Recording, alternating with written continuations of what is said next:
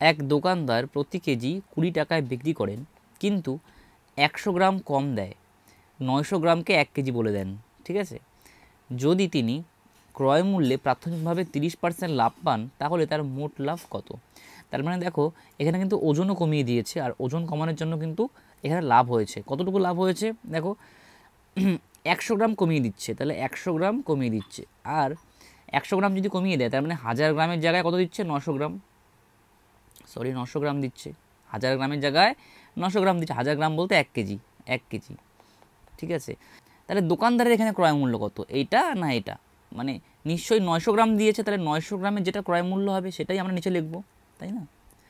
এটা লিখবো না নিচে, ইন্টু 100। আমরা ওজন কম দেওয়ার জন্য যত লাভ হয়েছে, যত শতাংশ লাভ হয়েছে সেটা বের করছি আমরা।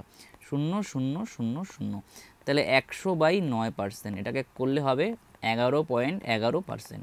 ঠিক আছে, এবার ক্রয় মূল্যের উপর আবার লাভ হয়েছে 30%, তাহলে এখানে পরপর লাভ হয়েছে।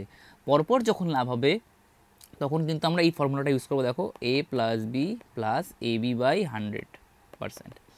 তাহলে এখানে a হচ্ছে কত? 11.11 প্লাস b হচ্ছে এখানে 30%, মানে 30 লিখবো, plus 11.11 into 30 divided by 100, 41.11 plus 0 কাটলাম, এখানে দশমিক তুলে দিলাম, তাহলে এখানে 100 নিচে চলে আসবে, আর এখানে 3333, আর এখানে 123, তাহলে 3.333 আসবে, তাই তো?